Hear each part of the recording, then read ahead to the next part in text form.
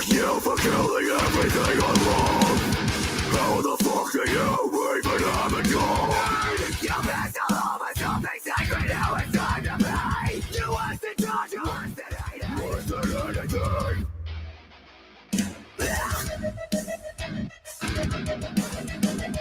Folks,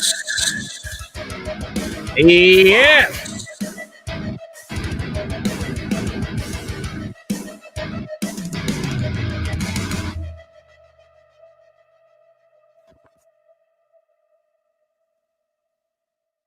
Hello, gentlemen, ladies. How are you? How you feeling? And welcome. A very special episode. Oh, no, it's plenty of different song. Very special episode of the Monday Night Grift. Oh, Tuesday Night Grift. Forgot the name of my own show. Guys, I'm your host, Vito Giswaldi. I'm a man of many things. I'm a writer, comedian. What else am I? Pervert, weirdo. And I'm here to do a show. We got a lot to talk about. We may have some guests joining us. Audio is blown out. My audio is blown out?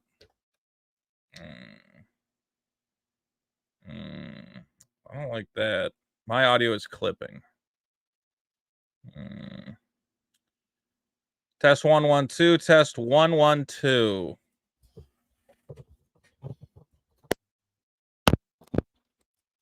Fuck. Test 1 1 2. Let me hear it back. Let me hear it back. / Vito. What do we sound like? How do we feel? How do we feel? What do we like? Test 1 1 2. Is that blown out still? Do I need to turn it down? Turn the gain down? Clipping. Test 1 1 2. Yeah. I'm going to turn it down too. Well, now it might be too low. Am I too low in the mix? Here's the problem with StreamYard is it's very aggressive with the microphone. And if I give it control of my microphone volume, it will mess around and screw up my computer. Is that okay? Is that okay? We feel good about this? We feel good about this? We feel good? We feel happy? Are we happy? Are we strong? Good. Okay. So, guys, how do we do this show? How do we do this show? There's a couple different topics I want to talk on, but there's a couple. How do we do this show? How do we even talk about this? Becomes my question. I admittedly, I did not have time to like pull clips. I was doing a lot of work today. So here's what we're going to talk about. And there's a lot of great topics, but I think a lot of people, we've been talking about the Rippaverse. It's a subject we're all very interested in. The Rippaverse is, of course, a comic book universe pioneered by YouTuber and whatever sensation Eric July. And in case you're living in the, in case you're not up to date on all the drama, just so you know, Eric July, again, he's a YouTube guy, put out a comic called ISOM number 1, $3.7 million. That's incredible. How can I hold that against a guy? That's the thing. People are like, Vito, you're not fair to Eric. This is a big success. I agree. Huge success. Huge success. Financial success. Huge financial success. Okay? But we've talked about huge financial successes on this YouTube channel before. Rise of Skywalker, huge financial success, almost $1 billion. Last Jedi, huge financial success. I forget what the actual it might have actually cleared the billion. I think it did clear the billion. Okay, The Last Jedi. Something can be a big financial success, and it could still be a complete narrative failure, which ISOM is, because Eric July, for all his talk of we need to fix the comic industry and we need to get the woke shit out of comics and the SJWs are ruining comics, put out a comic which is just trash. Okay? I'll say this. Look, I'm even willing to give it like a 5 out of 10. Okay, it's like you can follow the story, the plot makes sense. It's just not great, and it's clearly not up to the level which people are talking about it. I always bring this up Like, there would be no story if these people would just talk about the Rippaverse logically, okay? But when you say Marvel and DC Comics are scared of this YouTube guy, Marvel and DC are collapsing because of the Rippaverse. Okay, there's nothing you can do. The Rippaverse is here. Marvel and DC Comics are freaking out. There's Ricky Retardo. I don't know if I made a new thumbnail for the Biggest Problem show. Quaff, you want to get in here? Do you have the link? How do I get you the link? I should post the link in the other thing. Hold on, I'm going to post the link so people can maybe get in here. Point that I'm trying to make. Copy link address. What's the other YouTube group full of idiots? Streaming, join in the fun. There we go. We might get a couple people in here. So the point is, when you're talking about, there would be no story if Eric's friends and all these YouTube guys would just say, look, we know Eric succeeded because he's a big time YouTuber with a lot of fans. His fans want the comics. They hate gay stuff. They hate woke stuff, and they bought it for that reason. Doesn't mean it's a great comic, but it doesn't need to be a great comic because we support Eric. Instead, we've been told this is the future of comics. This is going to be great. We're all going to fall in love with it forever.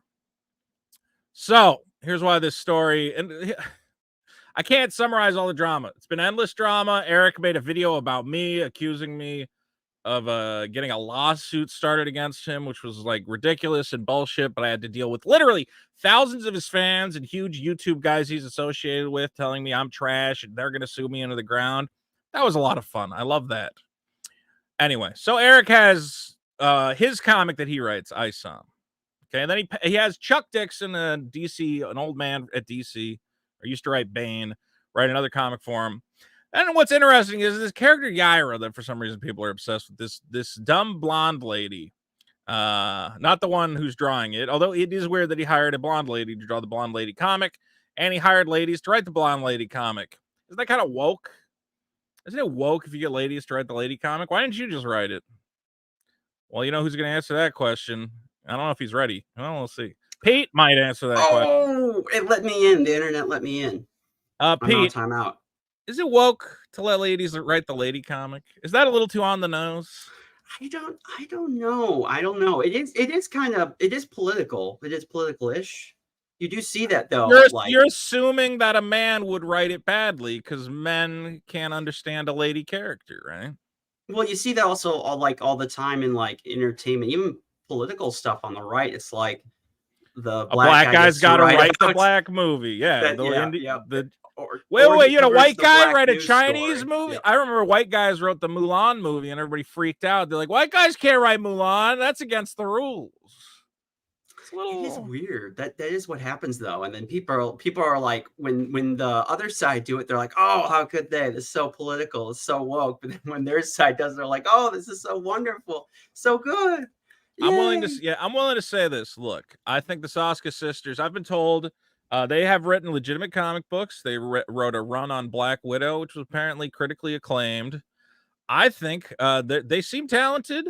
I think, Eric, this might actually be Scraps, for the love of God. I just started. Look at this. Look at this nonsense. Scraps, get out of. Why don't you lie down? Every time I start streaming, she goes, this is the perfect time for me to show up and knock his microphone around. Get out of here. What are you? She spilled my drink. Scraps. Oh, no. I almost spilled. What are you doing, you little psycho? Look at her. Just about every time I watch BPITU, I see Scraps showing off her bunghole. Yeah, that's her favorite thing. Okay, so Scraps is drawn. Here's what I'm going to say. I like the Soska sisters. Okay? But I shouldn't like the Soska sisters, right? All the guys Eric's hiring are supposed to be like, you know, hardcore, like right-wing conservative guys. Mm-hmm. Let's hear the Soska sisters. This was them joining. It's only a minute long. Let's listen in here. Hi, I'm Jen Soska. And I'm Sylvia Soska. And we're the Soska sisters. And you might know us from such films as Dead Hooker in a Trunk, See No Evil 2, American Mary, and Rabid. Or you might know... I know another movie I might recognize you from, but we'll save that for a little bit later in the episode. But sure. Dead Hooker in a Trunk. I'm excited. You might know us from our comic book work through Marvel and DC, most notably Black Widow, No Restraints Play, or our independent comic book. Real quick, we got Kara in the chat. I don't know if there's any other women who watch this show. Is this... Am I crazy or the eyebrows like a little much, right? Like these are like painted on. I mean, this is just kind of their look, right? To look like weird, spooky witch ladies. It's kind of intense. Yeah, they're also aging, right? And so they still have to try to fit the back when they were younger. I have the same problem. Yeah, that's. But I'm not a gal, so it's not quite as important. I know. I feel bad. I feel bad that women have to deal with this. I feel bad that they have to like paint up their faces to try and look like, ooh, we're fun and exciting ladies, and it's like, no, just age gracefully. But that's society's expectations for. I just think the way they do their eyebrows is bizarre. Okay. Most notably, Black Widow No Restraints Play or independent comic book Kill Crazy Nymphos Attack. We are huge comic fans, so it is an honor to announce that we will be the writers of Yaira. We're already the writers of Yaira. Okay,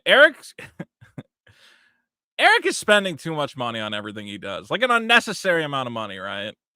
Like, because first of all, how many views does it have? 10,000 views. All right, well, I guess that's good promotion. Do you really need a 2-camera setup for this? You got this front shot, and then you keep cutting to like a 3/4 shot. I feel like I'm watching an episode of Punked. Do you remember watching Punked with Ashton Kutcher? Yes, barely. Okay, It wasn't really my thing, though. It was like a 3-camera setup. He'd be looking at the camera, and I would cut to a 3/4, and I would cut back to him looking at the camera. I'm like, you don't need to. This is just, we're making the comic, and he's got the fun music.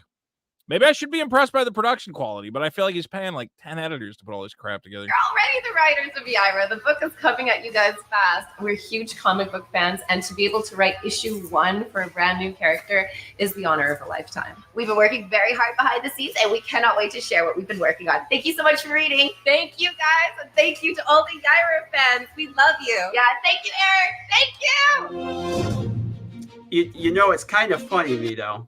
Yeah. That so tons of people saw this. Lots of people wrote about. No one really thought when they said, yes, as we are the creators of when nymphos attack. And no one was like, wait a second. Like, well, wait, what? I don't follow. Okay, so like Eric started this comic book company, and there was like a theme, right? I mean, he has. This is what I was thinking about today. You know how, did you ever read ISOM or see any of the pages or whatever? I have read ISOM both 1 and 2, and I have read Alpha Core. Though I did not. Don't get me in trouble because I didn't pay for Alpha Core. Don't worry. Of course you did. Don't worry. Someone loaned it to you, which is perfectly reasonable. You got it from the library, as we all did. Okay. So we all took Alpha Core out of the library. We all got ISOM from the library, which is legal. And at the beginning of the book, Eric has like this little Rippaverse ethics mantra, right? I wonder if I could find that. And I mean, let's see. Well, here's the Rippaverse. I don't know if this is the exact same thing, but it's basically, he's been saying like, well, the problem with entertainment, and he has a YouTube channel. He hangs out with guys who say this all the time. Like it's what their channels are. The channel is, okay, that we're going to respect the customer. Marvel and DC don't respect the customer. And I think the argument he and a lot of these guys make is one of the ways that Marvel and DC don't respect the customer is by hiring a bunch of woke women to write these comics. Now, famously, I disagree with this. I think, look, yes, I think sometimes politics can take over a comic. And it can get a little out of hand, and you hire a bunch of, as I said, I don't know if I said this on the last episode. The reason they hire those people is because, I said this when I was streaming Pal World. Here's my theory, because I've been working, with my artists and writers and whatever else, and colorists and whatever else. Some guys have like backbones, right? You can't push them around. Like Pete, you're not a guy I could push around. If I said, hey, do all this work for free, you'd say, no, pay me. I'd say I would say in the past. There was a time in the past, sure. Yeah. Okay. But, and that's the thing is Marvel and DC, it's not that they're woke, it's that they're cheap. Is that they know if they hire all these little gay kids and queer kids and whatever, that they could just bully them around. They could be like, we'll pay you $25 a page. And they're like, $25 a page? I don't know if I can afford that. And they're like, well, who else is you're going to do it, you little punk. And they shove them down the stairs, and they're just bullying these people. It's that they're cheap. It's cheap labor. Whereas No, a lot of, you know, yeah, that's correct, and that's why they pay the trade off of giving so much power and like social bullying to their employees. It's because they're barely paying them anything. So it's like, yeah, we'll yes. just put up with all the silliness because we can get them to work, and then it keeps the media happy, who every now and then will, throw us a line. These are also, as I've pointed out, and I believe who's been talking about it? Mark Miller's been talking about it, where it's like, why would I want to write Batman as a seasoned writer? There's nothing there for me because I don't get a royalty on Batman. Okay, I don't get a cut of the t-shirt sales. I don't get a cut of the movies. You're going to pay me like a flat rate for because it's a prestige job. It's you get to put it on your resume. You worked on Batman. Okay, that's great for all these starting writers. And that's why, Marvel and DC are full of these like first time, writers, because they're like, well, this is the stepping stone in my career. I do this for a couple years and then I move on to it, something else. You're not keeping around the legacy talent because you got to pay them more, and they don't want to work on that stuff because so many of them are striking out and starting independent comics and doing great. There's that new one, Ghost Machine from Image, where a bunch of creators just left to found their own imprint. So there's nothing keeping good writers at Marvel and DC unless they're just really like writing X-Men.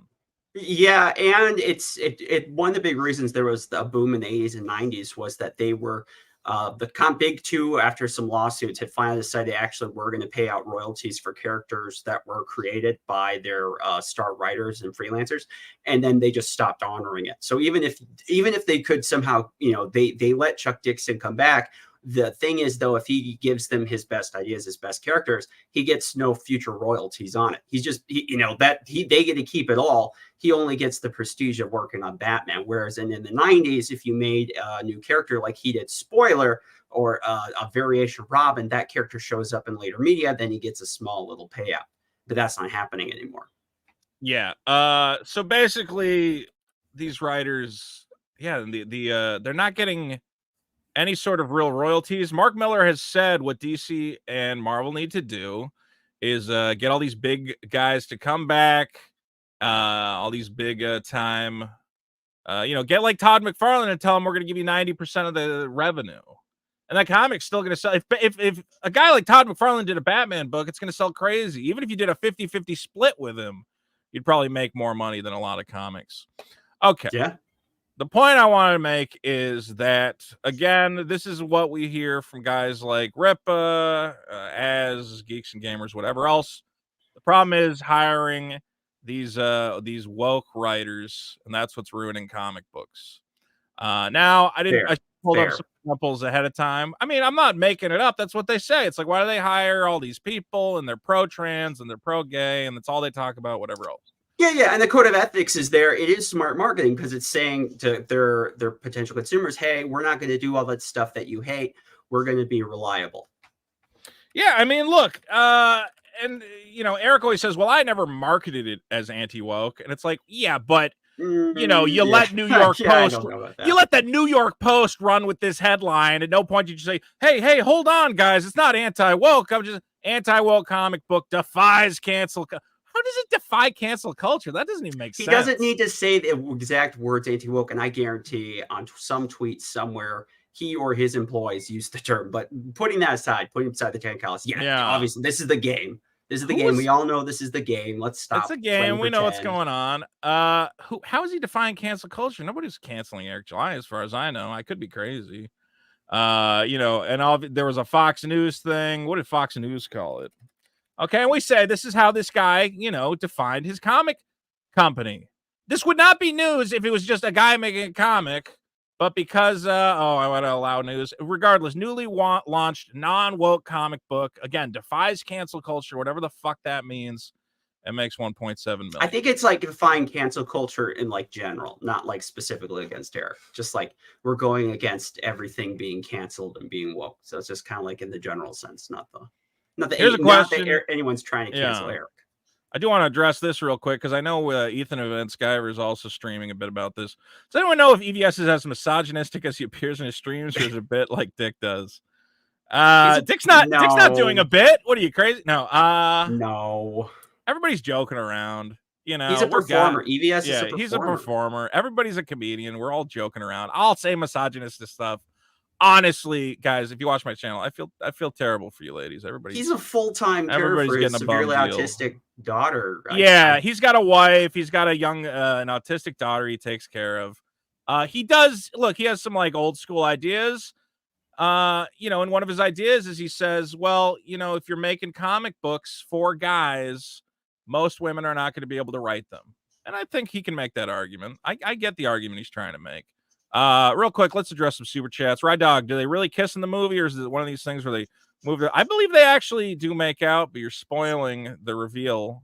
The Soska sisters are a beautiful bearded Italian dude. That is correct. Red for 5. Be that as it may, what it diddly do is that what it is that it's my business and my business partners.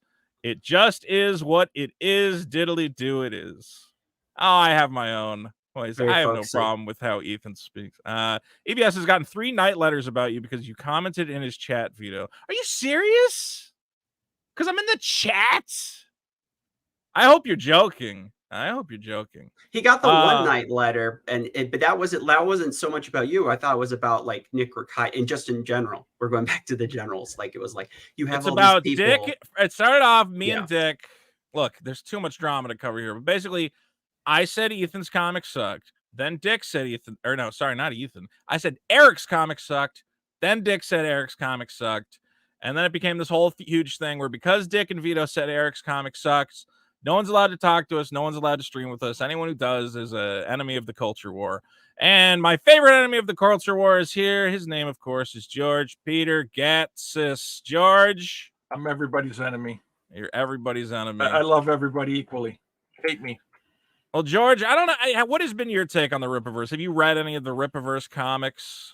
No, I didn't have to. There were so many wonderful, detailed criticisms with showing practically every page in the book. I felt like I was there reading it right along with everybody and being absolutely disappointed.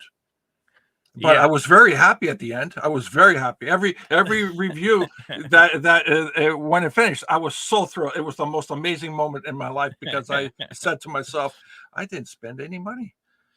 I mean, look, I understand. It's such a complicated situation. And Eric goes, well, why is everyone so interested in my comic? Well, it's not because you made a bunch of money. That's part of it. It's just because, you know, the way you sold it. You said this is an ad. DC and Marvel are a problem. And I think a lot of us will say DC and Marvel have been making some really weird moves. Their brand has been tarnished. I don't know how the Marvel movies dominated the theaters for a decade and comic sales seems to have barely moved, that they didn't really create a new generation of comic readers out of that. There's a lot to criticize. And you have basically stepped in, and again, with this Rippaverse code of ethics, said, I know what the problems are. Here's the problems with comics, okay? They don't respect the canon. They race swap the characters. There's woke stuff in it, and we want to get rid of all that, and I'm going to fix it. So that's why we're all talking about it, because you've basically presented a theory. The theory is if we take all the woke crap out of comics, they're going to be good. And I would argue that your theory was wrong. You still need basic storytelling structure. You still need writing experience. There's a lot more to that. And now we're getting into one of my other favorite topics is hypocrisy. Okay? So you told us basically, and you can argue up and down, I never said it's not woke. Okay, well, you got Fox News articles saying it's woke. So we're going to go with Fox News. Okay? You're saying we're going to keep all the woke stuff out of comics. Now, if I don't believe in this whole woke, anti-woke. I think it's like a ridiculous smokescreen. Yes, sometimes people's politics are stupid, but I think if I showed this to anyone of Eric's audience or this Geeks and Gamers audience or whatever, if I showed them this tweet and I asked them, is it woke to say this? Trans rights or human rights? I would estimate that like 95% of them would say yes, that is a woke that goes statement. In the woke category, yeah. That is a woke statement. Okay. So this is a little woke. I got another one here. Here's an old tweet from the Soska sisters saying, I hear the official Deadpool movie trailer, Deadpool 2 trailer is going to drop on Valentine's Day. I hope the LGBTQ community gets the cable pool we've all been waiting for. This is a Deadpool putting lotion on cable. and hoping for a bit of homosexual romance in the Deadpool 2 movie. Do you think the audiences of Eric July would consider something? If I tweeted this, would they say, well, that's kind of woke what he's expecting? He wants something woke in this movie. Circa 2018, yes. Circa 2018. You think they've evolved a little bit past this? Yeah. I think they have some, on the LGBT. Maybe not that's the good. T, but I don't know. I think they're regressing a little bit. I think they're it goes back and forth. Some of the stuff I see people saying is frankly chilling. People like Melanie Mack who stream with them, who is very. She's on a weird. I mean, talking about Grift, she's kind of on a like de-escalating. It's kind of like the escalator to hell a little bit. I don't know quite how to put it. Wait a minute, is Melanie Mack a smoke show? Is she a hot lady? You mean? Yeah. She looks okay. Yeah, she's a good. Okay, lady. then everything she says is true. But she's leaning into like super hard right, like alt-rightish kind of like Twitter. It's hard to explain. It is like she was doing the Christian grift for a while, and then she says, "Oh, that now I'm going to be the hardcore right-wing Christian." So well, so hardcore that she makes videos about how it's a good thing that a gay church burned down. She was laughing at that. It's just weird. She keeps using the F slur on Twitter. I'm like, what are you doing here? Okay, so here's the other thing. Ripa, I believe, calls himself he's a Christian, right? I think that's the core part of his identity. He talks about his Christian faith. This is actually an old tweet. I forgot about this. The Soska sisters showing off. This is from their comic Kill Crazy Nympho Attack. I don't know why they put a W. Yeah, on that's what they mentioned in their announcement. They did. So Eric knew this existed. He has a character. His main character has a cross on theoretically his belt area. I keep saying it kind of looks like it's plastered over his dick area, but it seems like. And again, he has a very Christian audience. He's talked about Christian morals before, about people being good Christians. Here's a comic from these ladies. We see these are nuns with chainsaws.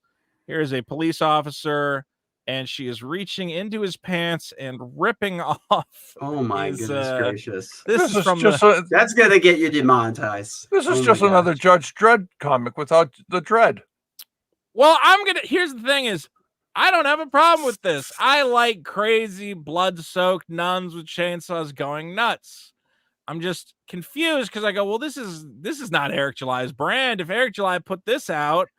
Like, how did he come across these ladies? Well, did he go, well, look, I'm giving him the benefit of the doubt. He could have said, you guys are great writers. Please don't have any bloody nuns rip anybody's penis off, and then we'll be good. I think that's fair. It's just, it's just weird that he went with these ladies, right? What are the odds that they bumped into each other for the first time at a combo convention? I don't know how he got set up with them. I would like to know that. He says that he's read their... It's possible that he did read their Black Widow run because he talks about it often. But I don't actually know how he got involved with them or why he chose them. I think it would be one thing to be friends with them. It's very weird when you have what is essentially this like conservative. He has a lot of conservatives he hangs out with and he talks with them. They make endless videos about how the mainstream media is satanic. They were very mad at Has Been Hotel, a new cartoon where that depicts the war between heaven and hell, saying it was too nice to Lucifer. These are guys who say Hollywood, all these satanics. Yeah, I don't know if Eric himself says that, but yeah, a lot of the people around all his friends do that. He's okay with them saying it. And he's never said, well, hey guys, I just hired the Soska sisters. I think nuns with chainsaws is cool. If he said that, look, if he said stuff like that, I would know. Honestly, I love the Soska sisters. Nuns with chainsaws are cool. It's just until they start going for bodily extremities that ever. Well, leave that poor cop alone. It looks like the cop from Die Hard. It looks like Carl Winslow from Family Matters. How could you do that to Carl Winslow? He's a beloved. Where's Urkel to save him? All right. So, look, people have brought this up. We've said, I don't get it. It seems like these ladies are woke. They love trans people. They love gay stuff. How are they part of the Rippaverse when that's everything you're not about? honestly, I'm excited about it. Good. I hope they, convince Eric to stop using the F slur on Twitter and maybe be a little more open. Stop talking about how all homosexual people are groomers or whatever else. Maybe they'll set him straight. I hope so. But somebody sent me this on Twitter, and then I had to repost it. So I guess I just show it. I don't know how to lead into this. Here we go. Apparently, the Soska sisters starred as the incestuous Black Angels of Hell in a satanic horror movie called ReGOREgitated Sacrifice. As I said, hiring these crazy broads is legitimately the coolest thing Ripa's ever done. Because I'm like, well, this is just awesome. That's the thing. People were like, why are you trying to cancel Eric? I'm like, cancel Eric. Give these crazy bitches the keys to the kingdom. Let them write every comic. They're nuts. I love it. This is like the Reanimator. It is. I don't know what you can say. So It's this is the movie. I want to say this is from 2011, 10 years ago. These are the Soska sisters who are genetically related. They're acting, and I respect that. I respect acting. I respect the craft. I believe this is definitely them again. You remind me of that of the Office scene where he talks about hentai being art. There's no problem here. This is perfectly natural, and he's like totally screwed out. I'm trying to find an article that summarizes this. I just searched for ReGOREgitated Sacrifice. The first result is 10 great vomit scenes in movies. So that'll tell you a little bit about this movie here. Wasn't there a guy like tweeting you? He's like writing down everything that happens. We're gonna get into that in about 2 seconds. It sounds like something I don't think I will ever watch. Well, okay. Let me see if I can find that tweet real quick. Basically, this is nutso. People say I'm a crazoid.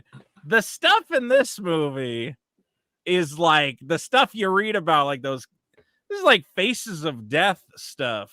Let me see if I can find. Somebody was tweeting at me. It's disturbing. Yesterday. It's a lot. I don't even know if I can show this. I'll show the ladies. You can get away with the ladies. I think. That was nice. Okay, hold on. I have to find this tweet real quick. The point is, and now Eric is complaining that we've dug. I didn't dig this up. Someone else sent it to me. I didn't dig it up either. I just had people sending me all of a blue. I was like, this is kind of crazy. Well, they go, hey, do you want to look at this? Do you want to talk about this? And I'm like, yeah, sure. Maybe it sounds interesting. Real quick. Okay, here we go. So I have not watched this movie. I had a lot of people tell me to watch it, and I'm like, I'm a little busy this week to watch it. 2 hours of, I don't even want to say what it is, but here, someone DM me. This was his live reaction. I will not name the man who watched it because I don't think he wants to be known. But he was watching it live and DMing me a reaction. Here's what he witnessed. 3 girls pissing and counting, pissing in a cup. They're probably going to drink it. Yup. She drank it. That's so gross. 4 girls pissing now. That's got to be special effects. That's disgusting. I don't think it is special effects. I think these grindhouse guys not very hygienic either. They don't care about pissing on each other. 4 girls pissing now. Finally, a black girl. I said, ha ha ha. He says pissing on each other and then vomiting on each other. The vomit's got to be real. You can't fake vomits. What? Okay. So basically, this is 2 girls in a cup in a movie. What's this? Is this like the grindhouse movies of grindhouse movies? This is like a subcategory. Like those grindhouse independent horror movies. They're not hardcore enough. We have to go farther. Yeah, that's it. It's the guy who made it is like apparently a known sicko weirdo, and we'll look at the allegations against him briefly. As this guy was live tweeting at me, the Soska girls cannot spin this as a fun art project. Oh, good you booger. It's scat. She shat on her face. Oh, fuck. Well, now again, I'm going to say this. I don't think the Soskas shat on each other. I think these were other girls in the film. So that's okay, right? They were just. This is like the stuff coming out about Vince McMahon. No, guys. That was stunt poop. Disturbing. Stunt poop. Yeah. As long as the Soskas aren't the ones pooping on each other, it's not a problem, right? And again, let's remind ourselves, this is all the ladies in charge of giving us Yaira. These ladies respect the customer. That's what's important. You know what? I think this Yara is going to make like That's $6 million. messed up. I mean, I'm buying a copy now. These ladies are fucking nuts. All right, here's a quick breakdown. Oh, I need to share the screen. Here's a quick breakdown. ReGOREgitated Sacrifice movie review. Okay, this is a breakdown of the movie ReGOREgitated Sacrifice. I like the cover. I almost bought it on DVD until finding out there was a torrent of it. The cover is what looks like a child's crayon drawing of a crazy squid with an upside down cross. Okay. ReGOREgitated Sacrifice opens up right where Slaughtered Vomit Dolls ends. Okay. So there will be spoilers It's a for sequel. Slaughtered Vomit Dolls. If you don't want, again, we're spoiling 2 movies, apparently. Okay. Stripper turned prostitute Angela Aberdeen, who has made a pact with Satan, commits suicide by drowning in her hotel bathtub. Well, that's sad. Meanwhile, 2 demonic women, the Soska sisters, referred to this in this movie as the Black Angels of Hell, or as this guy put it, the Black Angles of Hell. That's less scary. A bunch of triangle ladies began to lure women to the hotel room, torture and kill them. Are these events real, or are they the product of a hopeless, abused woman's final thoughts? Okay, here we see a knife cutting into a lady. Is this scrolling down, or is it not scrolling down? It isn't. Okay, there it is. Yeah. Okay. Well, maybe I can't. I have to see what I can share. Hold on. I'm gonna keep switching. Hold on. I got an idea. Okay. Just so I don't share anything that I can't share, let's look at a delightful teddy bear picture in this tab. And yeah, I when swear I find I need one of those trauma closets I hear about on those colleges. Yeah. And when I find things I can legally share, I will switch over. Okay. I think I could share this. This is a severed lady's head covered in squid tentacles. Yeah. That's raspberry juice. Yeah. Very weird. She's been thrown. It's like when Violet turned violet in what do you call it? Willy Wonka? Willy Wonka. It's just like that. It's this scene. She got put through the strawberry juicer. There's a combination of sexual torture, spiders and clamps used on the vajayjay, disembowelment, dismemberment, tons of vomit. By the time the climax of the film rolls around, there's ridiculous amounts of blood and puke flying everywhere, and the single most disturbing use of an aquatic animal I have ever seen. Let's hope that squid was dead before these Soskas did things to it. Okay. What else? What else? Is the appeal? Like, why? It doesn't even make any sense. At least with adult films, there's money. Like, there's got to be. There's how much money has got to be in this? Listen. Horror and gore films are the cheapest and most profitable films on the planet. That's true. It's what do you call it? It's very possible to make good money. You make these things for like $10, and then weirdo psychopaths buy them, and I assume touch themselves to the gore and the insanity.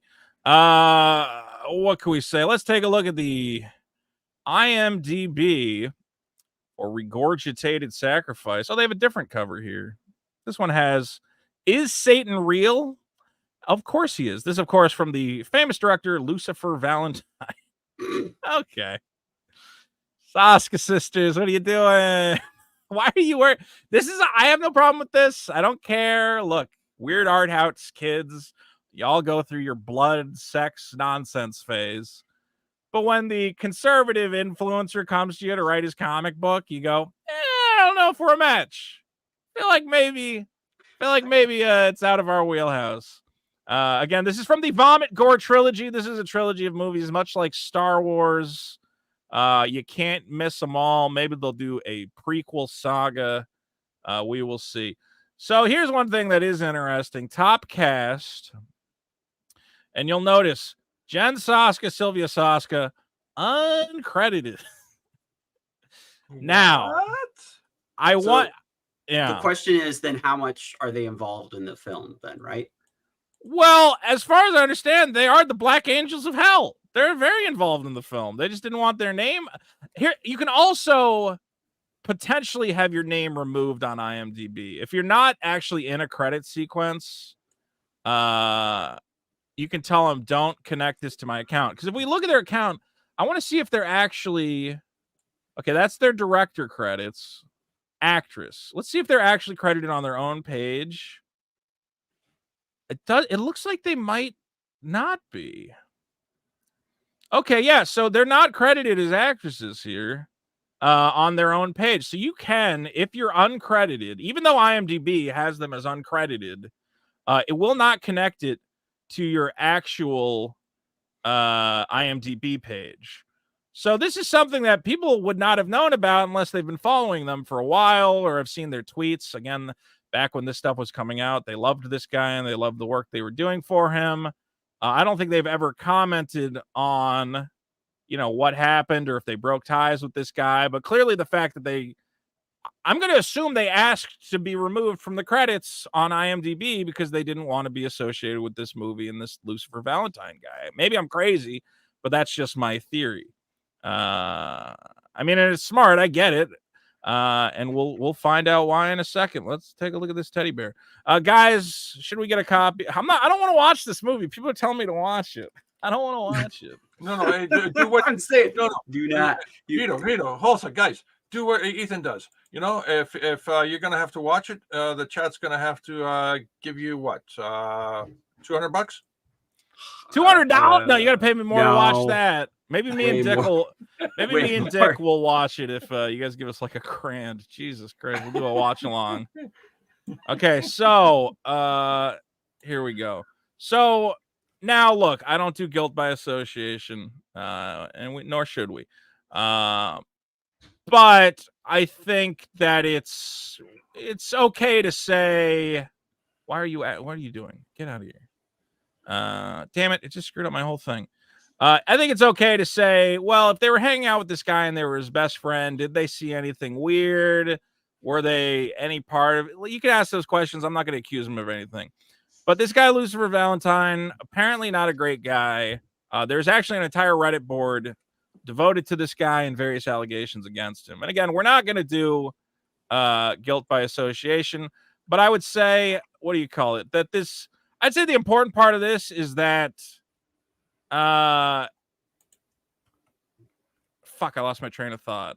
I guess this just kind of shows like where they were, like who they were okay hanging out with. It's not necessarily that they, obviously engaged in any of this behavior or anything. But it does seem like, again, these ladies, it's bizarre that they've gone from this to writing for Eric July. The through line is impossible.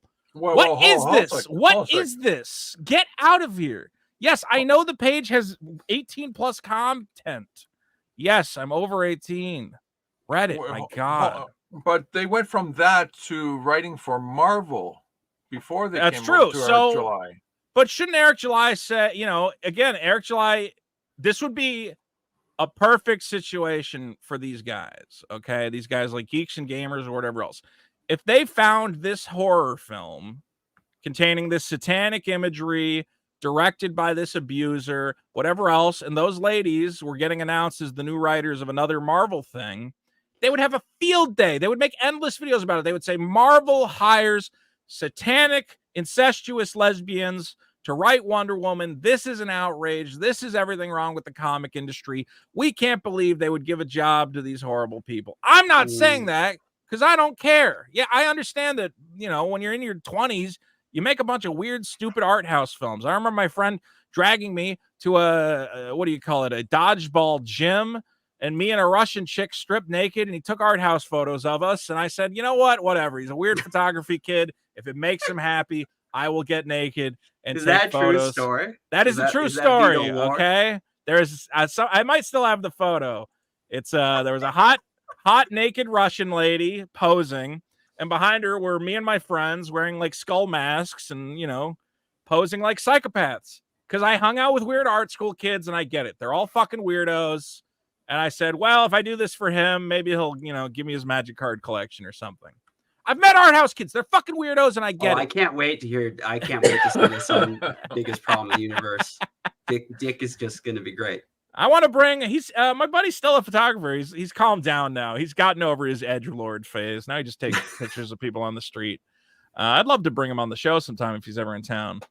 But look, let's be clear. If this was a group of people who were writing the next Star Wars, if they were writing the next Doctor Who, and they were associated with this guy, we would have endless videos about how it's the worst thing that ever happened to anyone. I do want to give these allegations. I have no way to prove any of this is true, but Lucifer Valentine, maker of the Vomit Gore trilogy, accused of sexual assault, grooming, child sexual abuse.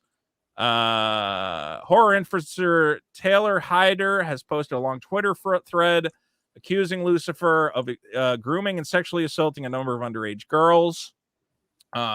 Claims that he had a sexual relationship with his own younger sister. Claims he was in a domineering relationship with one of his film's lead actresses.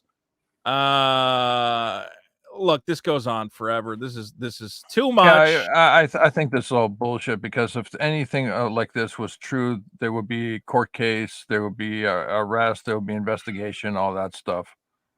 Not necessarily. This kind of stuff just doesn't slip under the radar like this. This is Canada, right? I don't know how Canada handles it versus the United States, so I couldn't say. And also sometimes, this guy's a Canadian?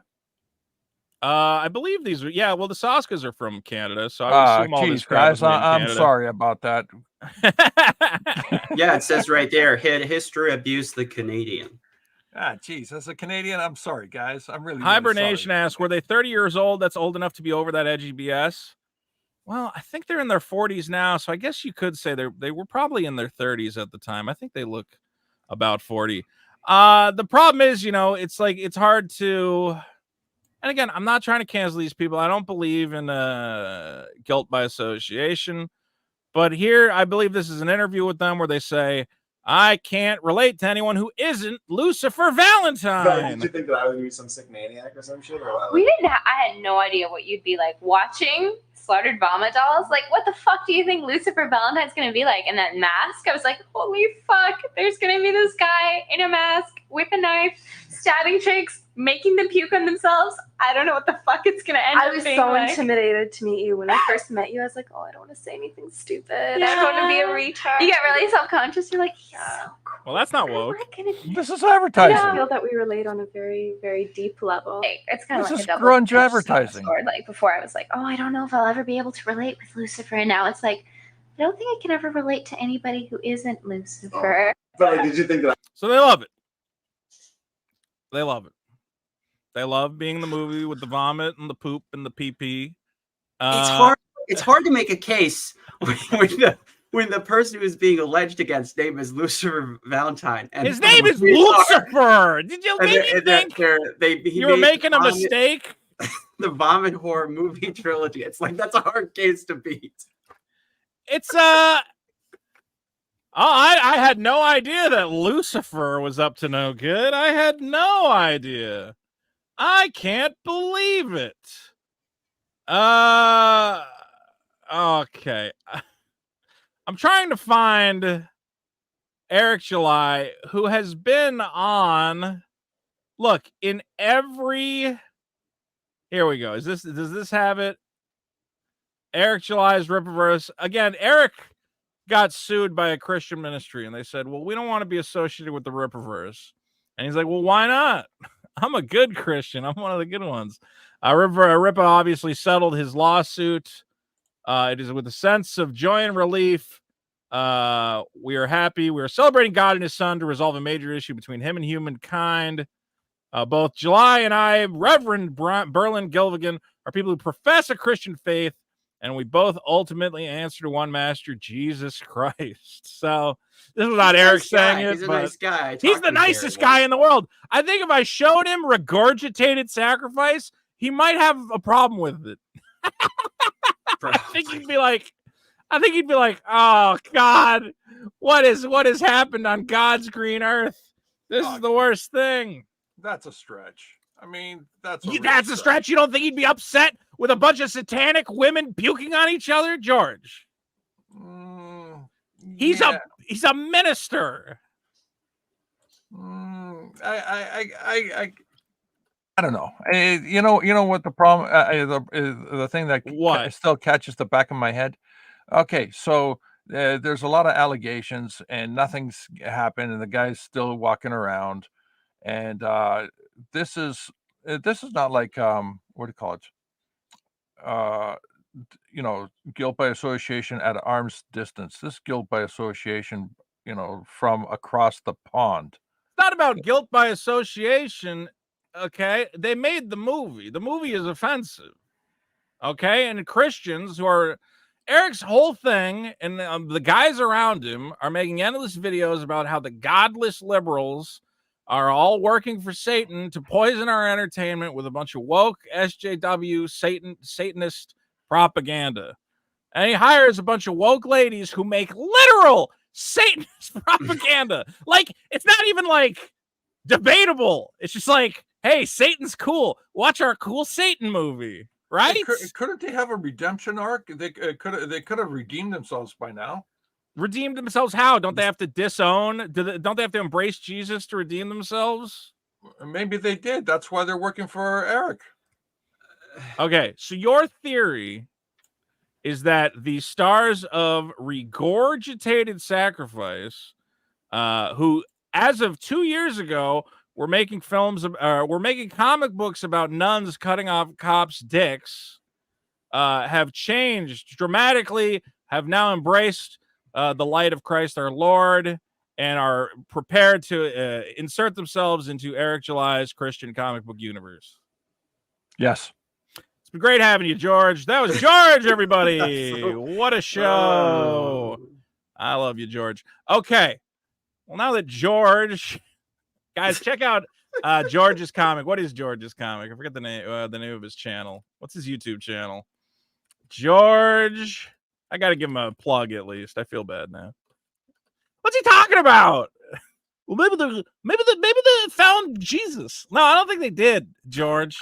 I think he's being like sarcastic though. I don't know if he is. Look, at the end of the day, let's real quick. Let's see Eric's reply to this. How's that? Because one thing about Eric July that is interesting is I always think the smartest thing he could do with some of this is maybe not comment on it. I will show this very quickly. And again, this is the kind of thing, maybe a slip of the tongue. Okay. This was actually 2015, not as far back. Taking pictures from the Lucha Gore film rape van of twin little boys on the street. So cute. That's legit. Hashtag twinning. Now I'm going to say maybe you just didn't think this tweet through. Not a good idea. First of all, don't take pictures of other people's kids. I get that they're twins and they get excited when they see other twins. So maybe I could excuse it. And maybe go, hey, cute boys. Okay, cute little boys, fine. Don't mention that you're in a rape van when you yeah, maybe don't get in a vehicle titled. I know you're joking. It's like probably a white van and whatever else. Again, just one of those many unfortunate tweets. One of those tweets where I think if I tweeted that, everyone would yell at me. But, the Soskas, it's okay. I'm pretty sure. We kind of already, because you already have had that kind of experience, so it's pretty sure. Yeah. If I say one thing wrong, everybody goes, ooh, Vito's the worst guy ever. But if you work for Eric July, you can say, I was in my rape van looking at children, and let me tell you. Why does that? Don't say that. It's not a good idea. I want to see. Where did I put? I had Eric's response somewhere. Let me see. I think he made like an official statement last night. Yeah, I screenshot it because he does have me blocked. I mean, and here's the thing. Everybody, like, I posted this and people are like, why are you trying to cancel the Soska Sisters? I don't want to cancel them. I like them. I think they say shit that maybe they shouldn't say. And, and I think if I worked with a crazy Satanist who ended up being a potential abuser or whatever, I would maybe, I would put out a statement. I actually assume, it might be right now Eric's telling them, look, can you just go out and say that you disavow this psychopath you used to make crazy films with? That would be a good move. Okay, here we go. This is Eric July's response to the Soska Sisters controversy. Okay. Eric says when Alpha Core #1 was up, they went after Chuck Dixon. I mean, I think there's things to criticize about Chuck Dixon. I think making a QAnon comic book is a matter of public interest. A lot of people do not agree with QAnon. I think a lot of people's families have been destroyed by the QAnon conspiracy, right? I wasn't paying. I don't think there was that much though. I mean, there was some, but it was stuff that was already there. Like there wasn't like new stuff being digged up to take down Chuck Dixon. Yeah, we weren't like nobody found anything new about Chuck. We said, well, look, Chuck's an old boomer. He believes QAnon shit, I assume, because he made the fucking comic book out of it. You know, his other graphic novel was Clinton Cash. Okay, you know, he's an old conservative, and this is the kind of comics he makes. He makes comic books about how the Clintons are secretly funneling money, and I assume, you know, hiring hit squads or whatever else. And that's fine. He can do that. I don't see, again, I'm like, Eric Joller, aren't you trying to appeal to a young audience? Why are you getting Chuck Dixon? You know what? But Pete, you had a great interview with Chuck Dixon. You still think he's a #1, so I'll reserve his point of view is that he just wants to get paid. It's just what he likes, which is very respectable, honestly. You know what? The most respectable thing about Chuck Dixon, because he wrote a thing. That's one thing I wish Eric would stop going. Can you believe I got Chuck Dixon? I'm like, well, yeah, you got Chuck Dixon because you paid him money. Anybody who pays Chuck Dixon money, he will work for. You didn't have to get on your hands and knees and beg him. Yeah, you had to write him a check. Yeah. He writes comics for everybody. He's got 1 million comics out there. Eric made him kind of the star of his company, so he said, well, you know, he's does he still have it in him? Some people like his book Alpha Core. I did not like it. But obviously people accuse me of being biased. I tried to be pretty open. I read through the books twice looking for what I'm looking for. And it was missing what I was looking for. Okay, so now that Naira is next up, they're going after the Soskas, and it's swinging the other side of the political spectrum. I think most of this is directed at EVS, Ethan Van Sciver, who Eric has been feuding with. It seems like this is directed at him. First, they tried to fault, because again, I'm not criticizing the Soska sisters. I love the Soska sisters. Crazy lesbian incest ladies puking on each other. We need more of that in comic books, and I don't have a problem saying that. Okay, now, first they tried to fault them for, Pete disagrees, and that's fine. First, they tried to fault them. Yeah, which was funny the way you phrased it. Well, I'm a weirdo. What are you gonna do? First, they tried to fault them for stated political social positions that are not only irrelevant to the Rippaverse, but don't even hold anymore. Well, I have to disagree with that. I think if you ask the Soskas point blank, do you think trans rights are human rights? Do you want more LGBT representation in media? I've seen no indication that they've changed their views on that at all. They're working on this. Tony was talking about it, I think, earlier. They have a new horror movie project right now. Yeah, it's like a feminist horror movie. It's a female-led thing, which again, I like diversity. I'm a fan of that. Again, you're the guy who's against this kind of stuff, Eric. I'm not.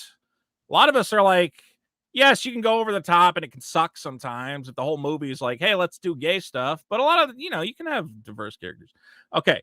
So saying that these are positions that are not irrelevant, and also saying they're irrelevant to the Rippaverse. Well, they're not irrelevant because, again, your entire company is basically the anti-woke answer to Marvel and DC, and you hired 2 woke ladies. They're woke. By your definition, they're woke. 100%. There's no debating it. You hired 2 woke SJW women to write your comic book, which I like, and which your fans, if they're not hypocrites, are going to fucking hate, because that's not why they're here to buy the comic. Okay. The rule of the Rippaverse is that everything gets left at the door. You only get axed if you do something that gets in the way of business. This cancellation attempt didn't work, so they're moving on to something else. This is perfectly admirable. You're right. We should not care about people's political beliefs. Eric, I hope you should hire more leftist psychopath weirdos to make your comics. They're great writers. They make good comics, yeah. If they can do it, for sure. They make good comics. You should not care about their politics, what they think about trans people. You should just want a good story. I agree with you, Eric. The Soskas are quite literally known for horror films. Sure. And now they're being faulted for acting in an extreme gore film. Well, I mean, it is pretty extreme. We have to. I mean, I've seen fucked up. I'm not a big horror guy. I don't know. Pete, can you stomach these horror movies? I just don't like. It's just never been a genre I've been very much into. No, I never get. And honestly, it pisses me off because like The easiest way to get into Hollywood now is to make like these low budget schlock horror movies. That's like a gateway a lot of filmmakers use. And I'm like, I just can't do it because I don't like horror. I don't want to see people's heads get cut off. I don't want to see people's balls get ripped off. And I definitely don't think I want to see a bunch of lesbians peeing on each other. I respect the artistry of it. I just don't think I want to. Is that why there's like 100 Blumhouse movies on Hulu or something? Yes. Because literally a lot of directors have gotten their starts making this low budget horror stuff. Now, the worst part about it is the guilt by association that's being played. We're not going to do that. Okay. But again, I find it hypocritical because I think your guys have played this guilt by association game. Now, I don't know exactly who's said what, but James Gunn is a perfect example, Pete. You know, James Gunn's kind of weird past as a trauma director through some questionable parties. And one of his friends, one of his longtime friends, it turned out was I believe a child. He did things to children, or he had files on his computer. I don't know the exact story. And I see a lot of guys in these spaces going, why won't James Gunn answer to his friendship with this guy? That needs to be called into question. You know, can we trust this guy? Whatever else. Again, I'm not a guilt by association guy, but I don't say that. But I think there are people in the circles Eric goes in that will go, well, James Gunn, he's a suspicious guy. He's a weirdo. He's a freak. Can we trust him knowing, you know, some of the people he used to be friends with? So it's, you know, I've never seen Eric say, hey, guys, these attacks on James Gunn, you know, calling his past into question, questionable jokes he may have made, whatever else. Guys, we need to lay off. You have to let artists create, and they may make friends in Hollywood who aren't, you know, savory people. But you know, you can't do guilt by association. I've rarely heard Eric defend anyone on this guilt by association thing when it swings the other way towards, again, the SJWs and the wokes and the leftists and whatever else. Now it's happening to him. All of a sudden, it's the worst thing in the world. You cannot possibly judge people that way, which is a great attack to have, and I hope he maintains that stance. They acted in a film early in their careers directed by a questionable person. They've done nothing said since. And it's promo with said director. Eric, come on, you gotta spell check these things. That's not true, though. I mean, they may not have done anything with the director, but they are working on similar. Like that's their whole thing. That's their thing. That's like we'll take a look.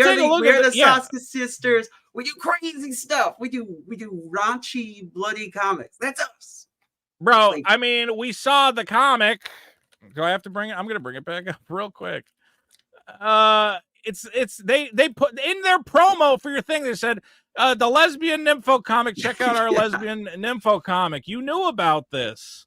Did you really think your audience was not going to be like, wait, what the fuck is this shit? We don't like this. This is not what the Rippaverse is about. Why would you hire these people? You're supposed to hire, you know, strong conservatives like Chuck Dixon who don't put up with this leftist bullshit. To be fair to Eric, no one else seemed to do their research either. Well, I didn't know I had anything to research. It's not my job to research these people. And then somebody sends me a DM and I go, holy shit, Eric's in trouble. I expect this gay shit from leftists. The Soska's okay with all this talk and whatever. They're very pro-LGBT. I don't expect this from people that are culturally right. Okay. None of this has anything to do with the Rippaverse. The Soskas will not be fired over clutch pearls. Well, the comic's already being drawn. He can't fire them now. It's too much work has been done. Do not contact me about this. Here's my public and only statement on the matter, which is a lie because he's been tweeting about it all day. The Rippaverse does not cancel/fire people based on witch hunts and people digging up old shit. Get over it. F slur. That's really popular right now. And the kind of like the what is going on? It's because Twitter allowed it, and then they're like, "Oh, this is so cool. We can." Say slurs now. I'll say this. I think it's totally, look, I want to reclaim slurs to be used among your friends. If I'm hanging out with my friends, you know, and we're buddies and we know each other, I go, can you stop being so retarded? And it's jovial and we understand, we know each other. But you should not be first of all, also me and Eric are different. Like I would say it, if I said the F slur on like a podcast or something, people would go, oh, he's a comedian. He's raunchy. He's out there. He pushes the edge. He doesn't mean it, whatever else. Okay, Eric is supposed to be a legitimate businessman, right? He's always he makes tons of videos about the importance of being professional and doing good business and making sure your warehouse is in order. I look at this and I go, well, this is bad business on a million levels. If you talk to any PR expert in the world, they'd go, what do you gain from this? You gain a little bit of love from a certain aspect of your audience that goes, yeah, Eric, tell it like it is. Yeah, he's an edgy boy. Yeah, ooh. And every gay comic book store owner in America goes, I don't want to stock ISOM. Why not? Well, because the guy who makes it uses slurs that demean my community. And not jokingly, like not in a fun way, and like a fuck you, man, fuck you, F slur. It's like a really I just don't get it. It's a bad do, PR. but I don't. Well, Eric believes in the parallel economy, and he believes in the idea that you just sell to a very narrow. It's the opposite of most businesses, okay? But it does work. You can have a niche, and you can sell to a very narrow slice of people. But Eric is constantly talking about, I want an animated movie, I want a video game, okay? I want an entire line of Rippaverse comics with 1 million characters and 1 million issues coming out every year. And also, I don't want any gay people to buy them. So I'm going, and it's like, Eric, you know, there's gay conservatives too who also don't want to hear this. It's just bizarre. You know, Eric does make a good point in this statement where he says, I don't expect this from people that are culturally right. I 100% agree that that's where people should be. It's been astounding over the last year to see this movement, you know, in the right-ish culture, but also just like conservative media, where it's like, they've gone from thinking, you know, we have to have a wide slate, everyone should be welcome, to now, no, we just kind of want to do what the other side have done just for us. It's just, we're going to, instead of being like woke and controlling and going after people constantly, we're instead just going to do that now, which is like, and this is a point Ethan has made, Ethan Van Sciver's made, which is a very good point. It's like, if you start behaving in this way like they do, you are inadvertently going to become more like them. I agree with Eric. That's a problem. That is a big problem. I wish people would stop doing that. Now this is the, yeah, go ahead. But to your point, the problem is a lot of the people that is part of the clique that he associates with, they do this. And it's like, I love Eric and what he's trying to do and all the positives, but it's like, you know, it's a little bit, it's like, it's hard to, you know, don't throw stones when you're in a glass house kind of thing. So I appreciate it, but there is a universe in which I would respect Eric July, even with his comic book being as bad as it is. And it's a universe in which Eric says, listen, I just want to make my own thing. I'm a first-time writer. I'm trying my best. Thanks to everybody who supports me. And I just want to make a great comic like the comics I read in my youth. And I really want to get back to that. And I thank you all for supporting me. If Eric said that, I would go, it seems like an upstanding guy. This is pretty good. I don't agree with his politics, but yeah, it's reasonable. So he comes out and it's like a lecture. It's Marvel and DC. They're doing everything wrong. They don't respect the customers. Come to me. I respect you so much that I'm going to sell you a $100 foil cover of my fucking vanity project. I'm going to respect you so much that I'm going to hire people who do not match the values that I established for my company and my audience. And I'm like, I just think this guy is a nut job. Look, it's one thing to be there's a lot of guys making shitty comics, and I don't have a problem with it. But it's Eric coming out and going, well, I made a lot of money, so that means I know everything I'm doing, and I'm in a position to lecture everybody else about what they're doing. And you go, well, I think this falls hollow, and there's a lot of problems here. And we're going to talk about it. And one of the problems is you said, you know, all these leftist SJW psychopaths, they can't write decent comics. They're the worst. We're only going to hire. And then you bring on a bunch of pro-LGBT ladies to write the comic, which is saying, yeah, there probably are some lefties who can write good comics. Guys, and they wrote for Marvel and DC, who you claim to hate. So what exactly is the theory of your comic book company? I guess just keep the politics out of it, and maybe you're going to make sure they do that. Let's read a couple super chats. Jay Thompson for 2. Someone made a fake trailer for the Soska sisters. I think I saw that in my search. Maybe we'll bring that up. Let's see. Koof for 2. Thank you all for not killing yourselves. Thank you, Koof. Here's Hater Headquarters.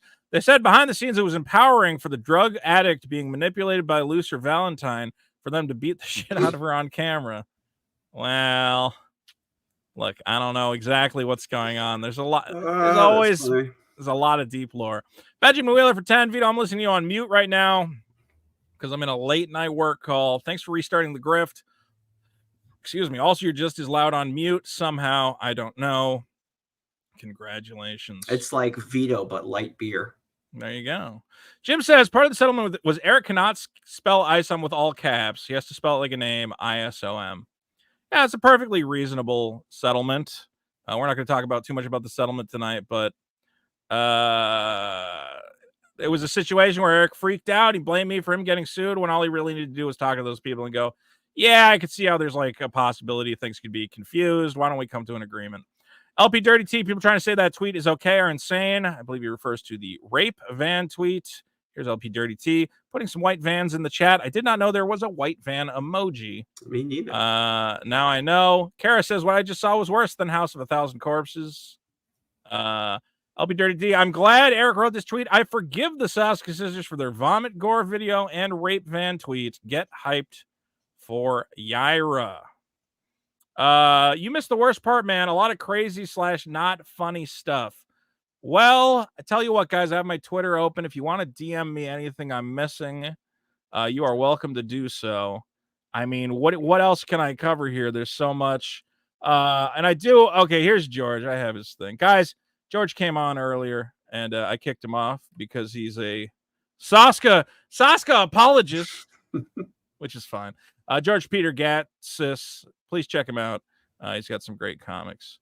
Look, at the end of the day, I don't like hypocrisy. If Eric really believes that, you know, it's totally fine for these ladies to make crazy satanic horror movies, as they do and seem to still continue to do, you know, the next time one of his buddies is going on a big rant about how the Satanists are destroying Hollywood and they're trying to poison our children or whatever else, he has to go, well, I hired some Satan ladies and they seem all right by me.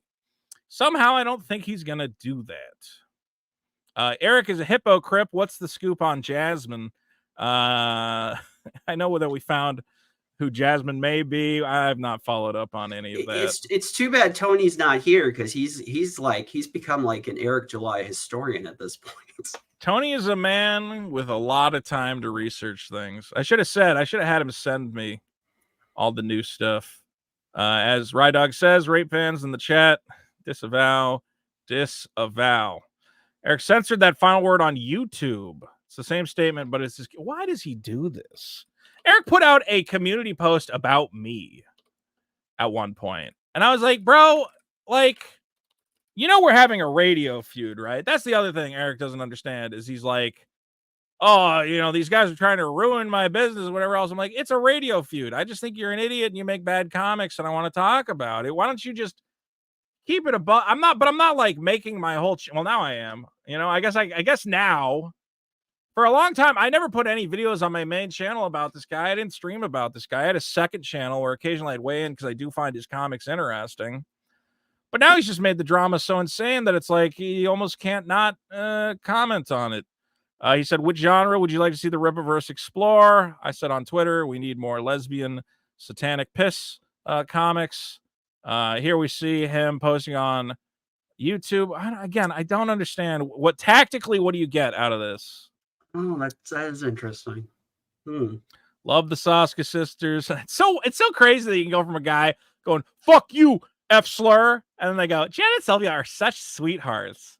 Like a black man just called all his critics the F slur. This is not like a time for people don't read the posts. No, people don't read the posts. That's, I think, if we've learned anything from all this, people don't read the comics. People don't read the posts. They like the idea of the thing more so than, you know, because we're lazy. Everyone's lazy.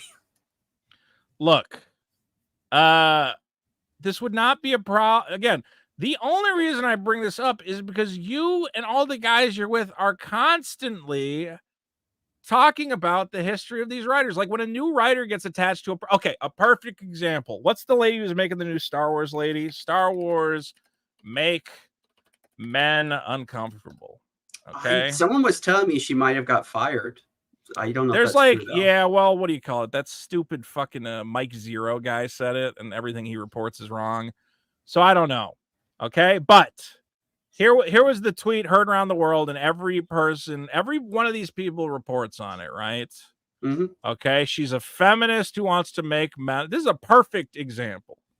Perfect. I want to see. And I'm sure there's videos made. Star Wars Theory is a guy who was streamed with Eric. I'm sure. What do you call? Who else does he like? Yellow Flash is like his new best friend. I'm sure Yellow Flash made 12 videos about this. Star Wars director admits Rey movie will be man-hating trash. I have to think she did not admit the Rey movie would be man-hating trash. I can't imagine that happened, right? No, she was talking about, she was working on one of her documentaries about how women are treated in the Middle East, right? That was kind of... She was talking about making like Afghani man uncomfortable with the fact that they've been ignoring the problem of women getting their faces splashed with acid. That was her documentary was about women who have been subject to these acid attacks for not, dressing modestly in public, or I don't know what else. Okay. And someone asked her, well, why do you make these movies? She goes, well, I want to make these men uncomfortable, and pretty much referring to the men who are allowing this to happen. Okay. Whether it be religious leaders, and here's Memology, who has, and Memology again posts it without context or anything. Let's see. Because I almost reported on this, and then I said, hold on a second. This is what you're saying she's a man-hating lesbian because of? Let's hear this. Okay, 2015. Is this playing? What is the balance of activating a force for change, but also trying to permeate that patriarchy, that is power structure? Yeah. And is that a part of the calculation of your art as well? And what's been the reaction to that? Oh, absolutely. I like to make men uncomfortable. I enjoy making men uncomfortable. Not you, just not you. Not you. Notice that by saying "not you" to Jon Stewart, she's saying not all men. Not all men are the ones I'm trying to make uncomfortable. But there are men. Again, she just made a documentary about women whose faces get splashed with acid, which is the most horrible thing you can imagine in the world. And there's these certain religious regimes that go, well, it's bad, but, she shouldn't have been wearing that or whatever else. No, you absolutely want to make those people uncomfortable. If anything, you want to nail those guys to the wall. Saying you want to make them uncomfortable is like the nice way of putting it. And the fact that people are taking this statement to say she hates men and should not make a Star Wars movie. Now, look, she has other problems. She went to Smith College, and I've talked about that, which means she's insane. But this statement... Point taken. But, it is important to be able to look into the eyes of a man and say, I am here, and recognize that.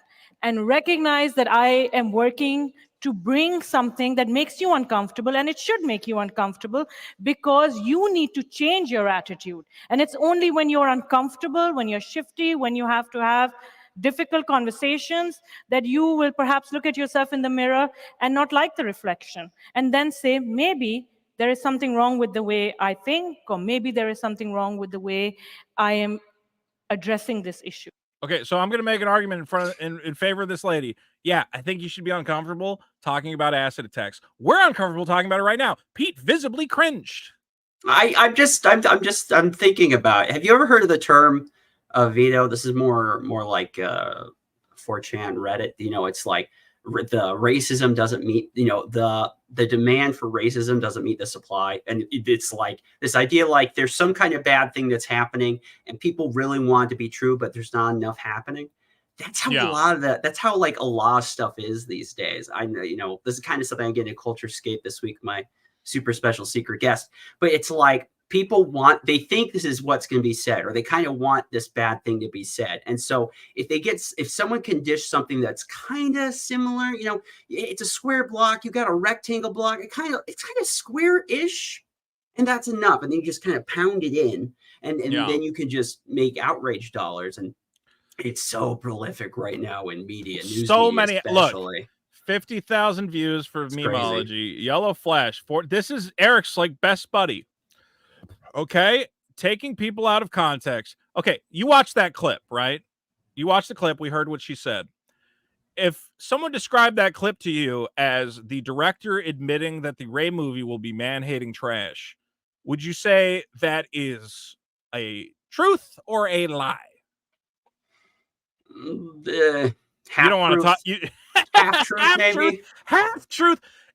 Admits Ray movie will be man. She didn't talk about this was from 2015. She's not even talking about the Ray movie at all. Not even slightly. What is he referring to that statement, or did she say something else? Let's hear from Yellow Flash, who is a genius. And they will happily attack fans who criticize the people that work. Okay, they're attacking the fans. So what did she say that makes it man-hating trash? Let's see. He's kind of a weird person to choose to direct a Star Wars film. I agree. Look, I have my own things where I go, why did you get a prestige director of a harrowing documentary about women suffering to direct the fun space movie?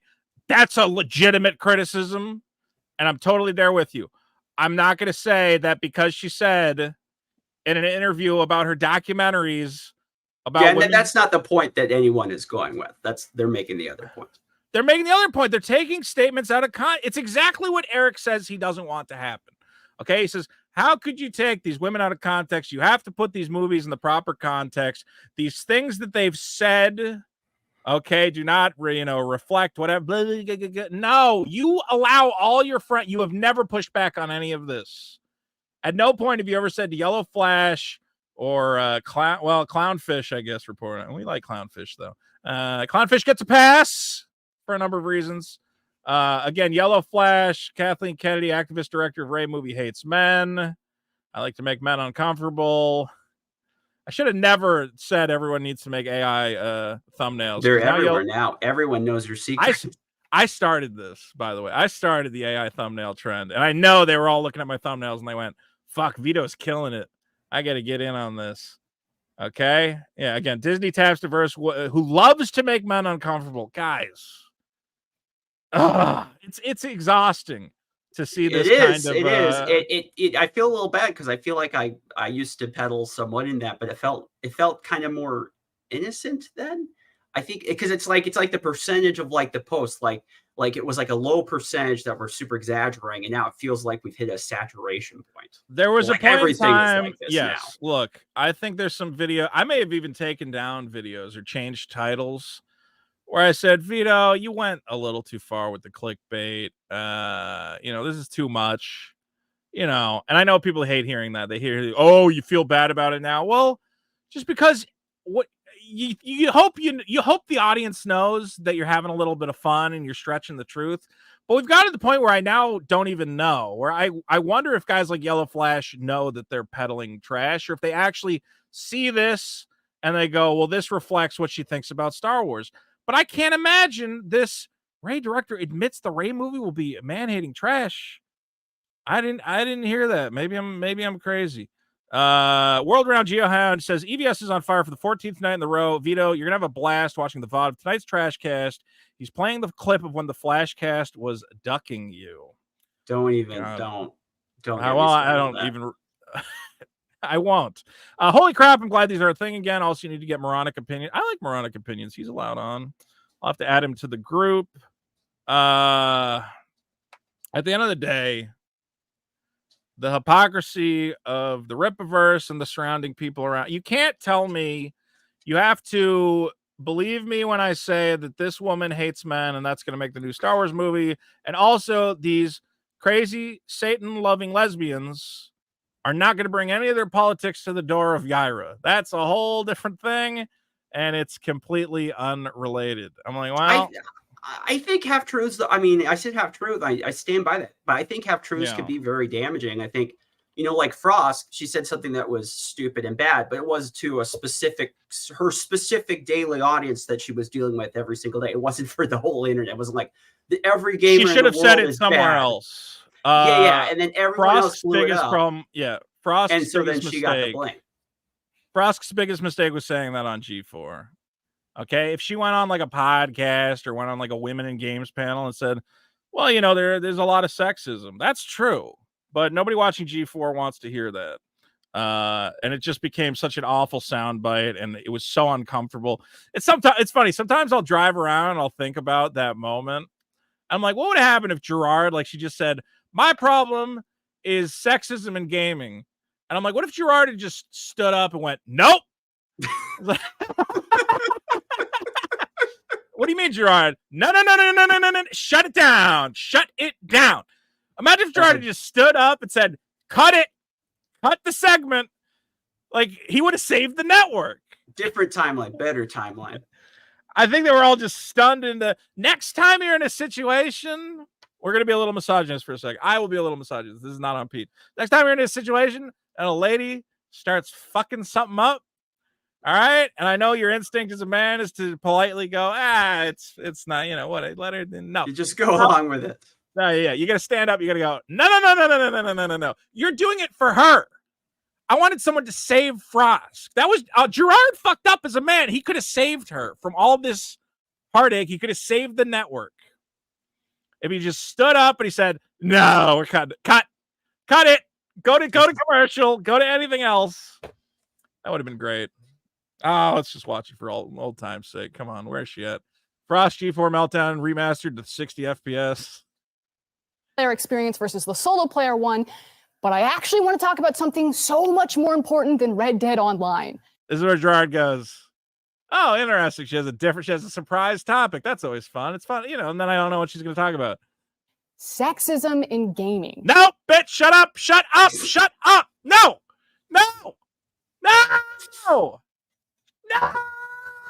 Shut it down. Stop.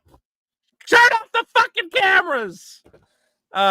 Instead, oh my god, They look so uncomfortable now. What was his? It. Look, she's got this. I'm not gonna overanalyze it. I tried to get Frost on my channel. I wanted to have the conversation for. Look at okay. If you really look at this, Adam Sessler's like, huh. Black Hokage is going, Gerard's going, well, okay.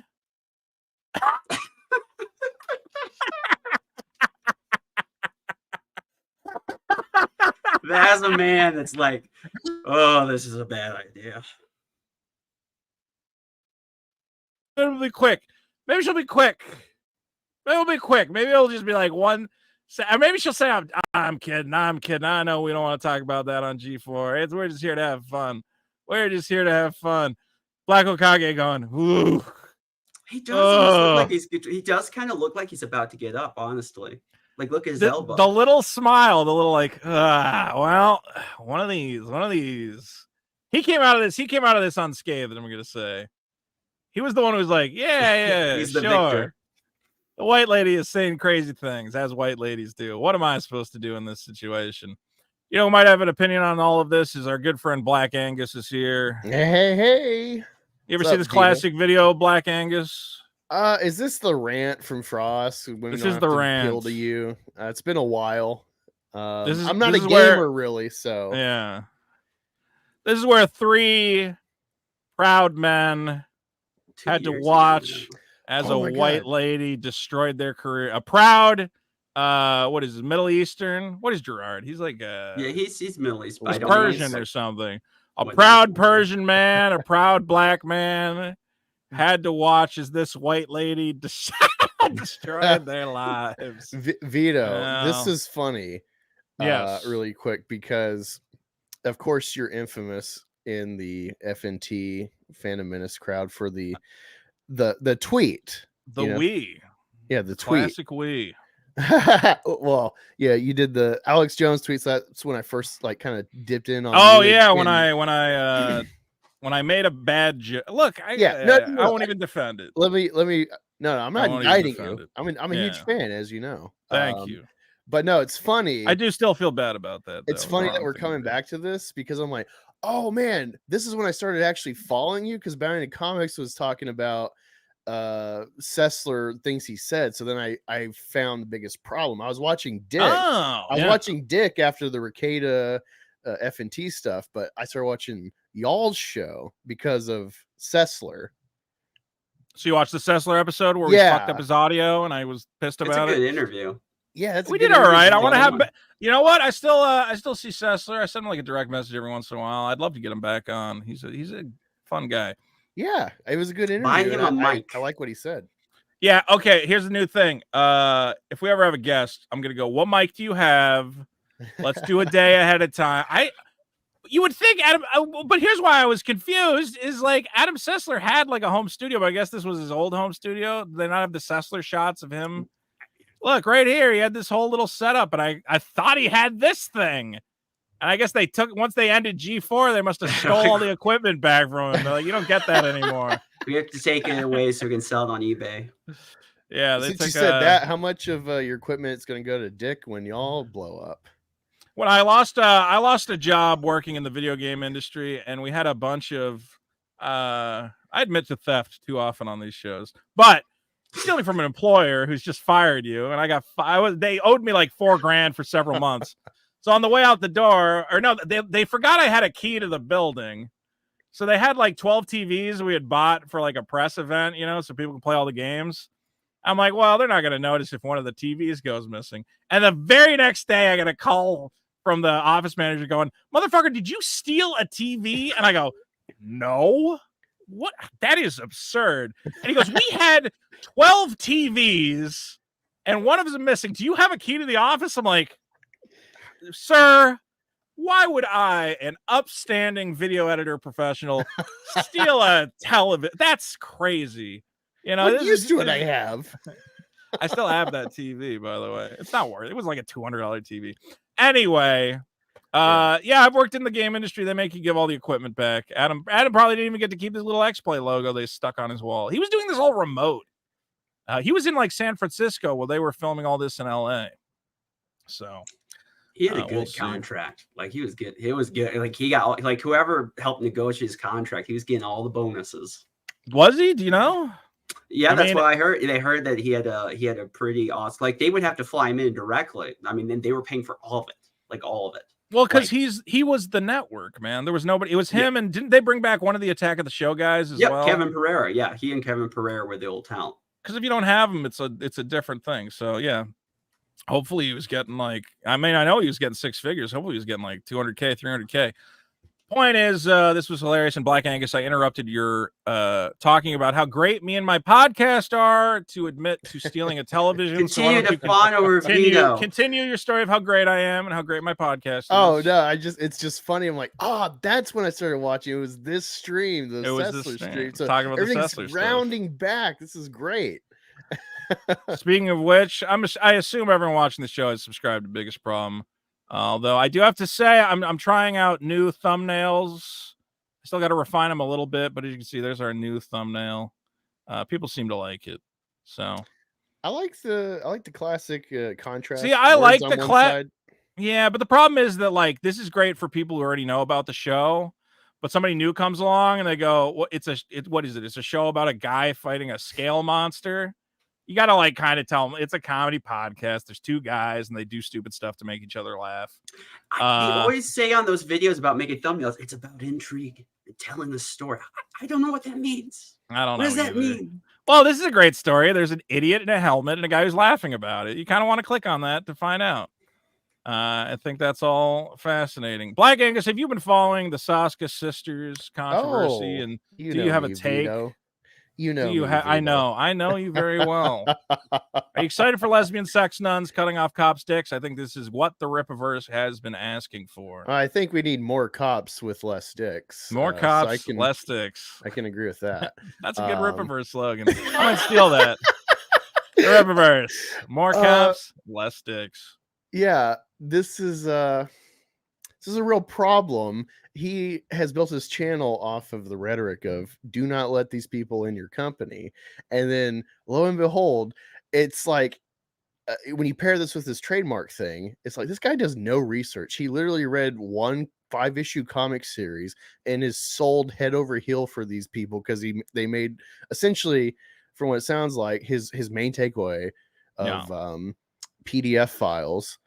He's really sold on this like Sound of Freedom angle of that one thing they did different from their whole body of work for their whole history of using pornographic material and like gore schlock to subvert the audience to push their blatant feminist agenda in their work. Yeah. Now, Black Angus, I'm gonna give you a hypothetical. Let's say I took a picture of 2 children and posted it on my Twitter and said, I'm in my rape van and I saw these 2 adorable little boys. Isn't that great?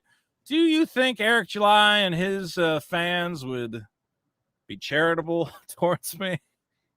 No, and go, oh, that Vito, I know what he meant. We all see children and we love the spirited laughter of children, and there's nothing wrong with that. Or do you think they would kind of like nail me to let's say James Gunn posted this, This was an old James Gunn tweet. Do you think they'd talk about it and find it, concerning in any way? Well, it's funny you say that because I plan to have a post. I'll probably do it tomorrow, given it's so late now. But the screenshot goes back when Eric was not winning the initial war with you and Vito, or you and Dick. Right. And it was, I think it was after Flashcast. And it's got like 4 of your joke tweets. Oh yeah, Eric was really trying to sell his audience. Real, I can't believe. And so it's like, oh, you're trying to recap Vito since you can't do it in a battle of wits. So now you're trying to indict him off of PDF file accusations. And a lot of people don't look. Those tweets don't have any content. Look, it was stupid of me to tweet that stuff. They read very funny in your voice. I hear it. I had a bunch of people. Look, I've never been a guy who's good at optics. I just admitted to stealing a TV. Everyone feels lower of me now. Okay. What's the how many years till can they still arrest you? It's got to be, you've got to be free and clear now, right? On the tweets? I don't know. No, not the tweets, on the on TV. The TV. No, the tweets I'll never live down. We finally got they're all from 2021. You stole TV from a decade ago. If they want the TV back, anytime I'll give it to them. I don't think I stole anything else. I'm trying to remember. I tried to steal whatever. Anyway, look. I do want to say about these tweets, I'd never dealt with all of the internet. All of the internet was mad at me because my friend reviewed a movie and I commented on his review. Okay, reviewed a movie, which everybody hates. I get it. It's the worst movie that ever happened. Funny review. It was, I thought, look, he's a satirist. He's fun. Yeah. He's a funny guy. And I commented on his review. I said, great review, Max. Okay. I said, great review. That's it. Great review. Immediately, I think the first guy, it was Ryan Kinnell, was like, look who. God. Well, because again, the whole internet made videos about Max's review. Yeah, he was public enemy number 1. Anyone associated, again, we're talking about guilt by association. Is that what we're talking about? Oh, I don't know anything about guilt by association. You know how many of you fucking people have sent me messages? How can you be friends with Mr. Girl? He is a criminal and a monster and what? Okay, I get it. You hate guilt by association.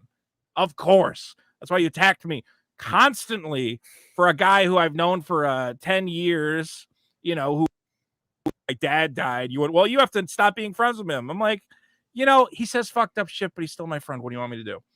So I was getting attacked by a million people. And they go, because you're friends with him, you are a criminal, you are a psychopath, you want to hurt children. And me being an idiot who has never experienced hundreds of people telling me I want to hurt children, I went, yeah, I want to hurt children. Yeah, you're right. You nailed me to the wall. You got me in a very sarcastic, stupid manner. I did not realize that 2, 3, 4 years later, I don't even know how long it's been, that people would go, see, he said he wants to hurt children. That was real. If he said it, he means it. And I'm like, well, all right. You know what? I got to eat shit on that one. I didn't realize that, we live in an era where sarcasm does not transmit across the internet. Should have used more emojis. If I had thrown a shrugging emoji in there, maybe I would have been okay. I forgot the emojis. Maybe. Honestly, though, I've realized there was no timeline in which I did not become the enemy of these people, because these people are psychopaths and liars and hypocrites. And I don't like any of that, and I call it out. I call out Eric July when he says, I'm going to change comics by getting rid of all the woke shit, and then he hires a bunch of LGBT ladies to make comic books about, again, chopping cops' dicks off, which I love. Seems hypocritical from him. Again, I'm just ranting. Vito? Yeah, read this No, tweet. All right, so this is Eric July, and it's 4 of your when you were most of them were saved as Vito the cutie. Vito the cute. Again, I had a lot of haters, and I was trying to fuck with them, and you're not allowed to do that on the internet. So Eric, this is after Flashcast. This was Yes. August 31st. Says apparently these are real. I apologize for being ignorant on the context of why people referred to him as the way they do. This is one time it kind of works for him being vague. Edgelord or not, these are not things you joke about. Those defending need hard drives checked. Do not ask me about this weirdo again. You should not joke about these things, but it's okay to hire a bunch of ladies who pee on each other. That's fun. And make Satan movies and whatever else. I don't know. I identify some amount of hypocrisy in it, what Eric July does. Weird. Yeah. It's weird, okay? It's weird. Can we It's just weird. I'm comics gay. Can we say so it's He's weird? an infestation. It's weird. I do want to revisit this real quick. Again, a live transcription of ReGOREgitated Sacrifice, now available on Netflix and Hulu. That's a joke. 3 girls pissing in a cup, probably going to drink it. Now 4 girls pissing. And of course, the Soska girls. It's scat. She shat on her face. Oh, fuck. So this is all fine. And, being in a rape van and taking pictures of little kids, that's fine. But Vito is the criminal, and I've ruined YouTube, I work with Satan. It makes me so mad, Vito, because it's like they know all of the, maybe not their followers, but all the YouTubers that go after you, they all know Yellow Flash, Eric July was on that same string. They all know that they know the context, they know the context, they know the full story, and they still do it anyways. And that's when that's when it gets me riled up. It's just like, better, but you're still gonna act worse. Like, we're going to do it because it advantages me right now, so we're just going to be the worst person. And that's not helpful. And that's no better than the woke. That's what they do all the time. You're just doing the exact same thing. But it's okay right now because Vito's a bad guy. So we're justified, and we'll get all the attention that hits. And it's like, well, congrats. You're now the mirror image of your problems with the crazies at DC and Marvel. Good job. Here's my belief. I believe this. We live in a time of great stupidity, and there are probably people who believe horrible things about me because guys who hate me have said horrible things about me. I've tried to be very above the board. I don't think I've ever lied about Eric. I don't think I've ever accused him of doing anything I don't think he's done, but obviously I play by different rules by these guys. They're okay spreading very vicious rumors. And then I get people and they're like, I don't understand why you can't just be friends with Geeks and Gamers. I go, after a bunch of guys call you a pedophile for 2 years, you that bridge feels burned. It feels like I don't really want to break bread with that side of the table. Maybe if they gave me a deep apology and said, Vito, what we did and said seems unfair in hindsight. I'm a reasonable guy. I could see myself accepting an apology. I think we would still politically be at odds, and that's fine. I will say this, though. I get it. I get people every at least once a week. I get someone yelling at me because, like, oh, I knew it, Pete. You're bad because you're friends with Vito, that piece of trash. And it's just like I'll say this, Pete. There's 2 paths in life.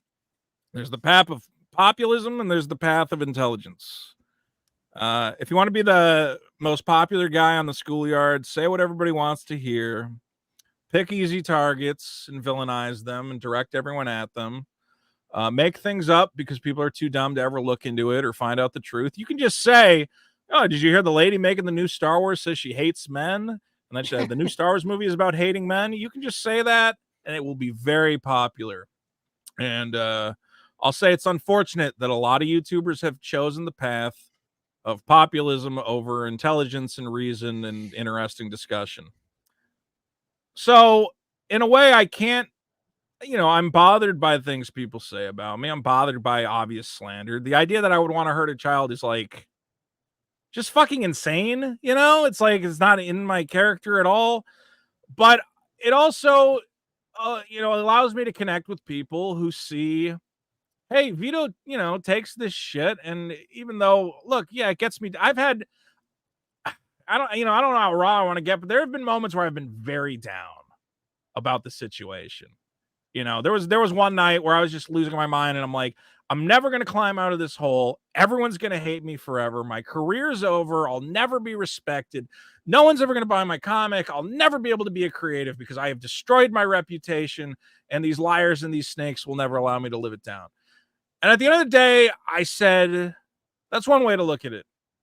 The other way to look at it is that there are people out there who have a brain in their head who can look at things I've said and go, well, isn't he a comedian? Doesn't he joke around?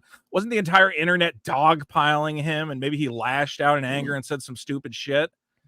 And I've always said, I don't want, I can dream about having the huge audience. I can dream about being a Jack Black type character and the whole world loves him. But frankly, I'm a psychopath who, talks about tough issues. I talk about things people don't want to talk about. I make people uncomfortable, and that's fine.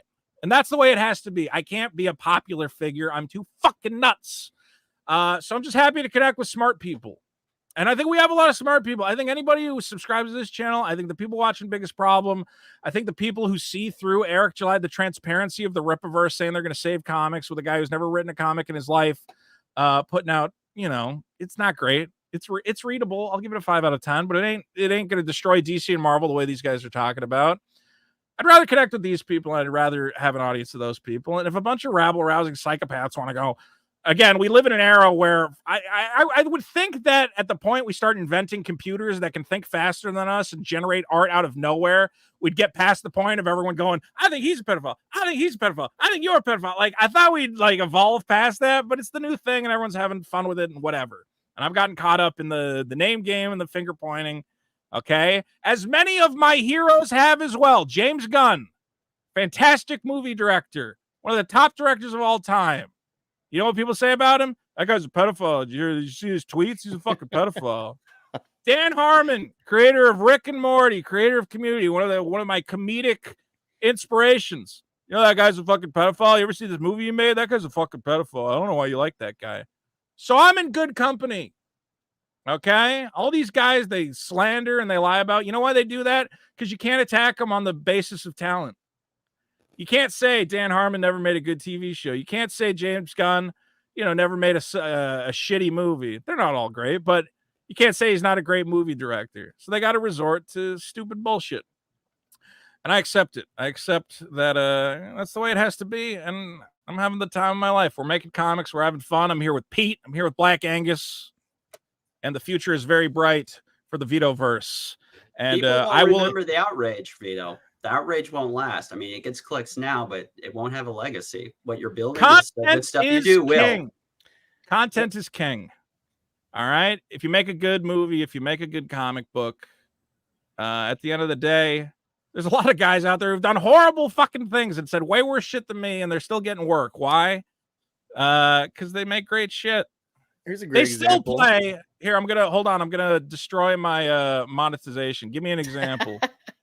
Oh, I was gonna say you and you brought up a great example of content is king. People remember Kwanzaa, they don't remember the guy who made it. They do not remember the inventor of Kwanzaa. He's on the screen right now, but they remember Kwanzaa. Kwanzaa bot. The guy who invented Kwanzaa, not a great guy. Here's a perfect example. Oh, Gary Glitter, yes, great song.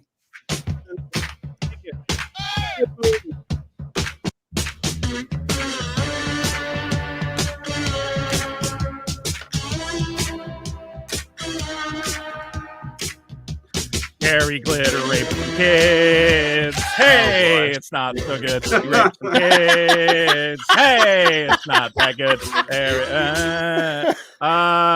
Gary Glitter's a bad man.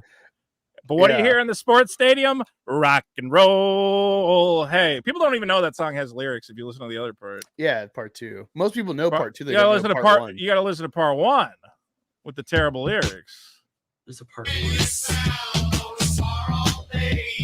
Gary Glitter did unspeakable things, but this song is still pop.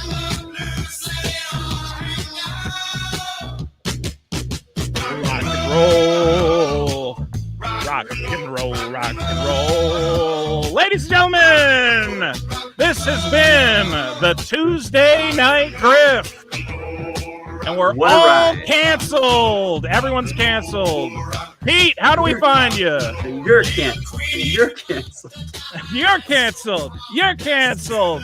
Yeah. Pete, Happy Warrior Pete. Yeah, you can find me on Culturescape. We're going to do an interview with Miss Tay Tay. It's going to be pretty big.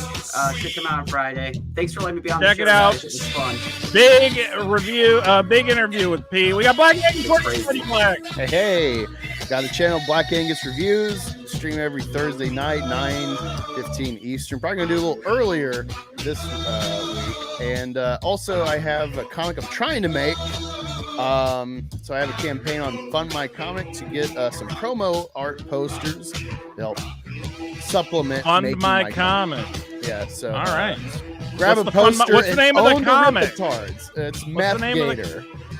Meth Gator on Fund My Comic. Guys, I've been Vito. Buy my fucking comic book. Subscribe to The Biggest Problem in the Universe. And I feel bad. Hold on, we got one more super chat. I don't want to miss any super chats. I would feel bad. Came across content 2021 you review Rise of Skywalker. You are a clever dude. Thank you for showing the full clip. You're welcome. Rock and roll, live hard, die hard. Soska sisters, we love you. Keep it up, you crazy satanic lesbians. Maybe tone down the piss. It's a little much. Have fun. Bye-bye.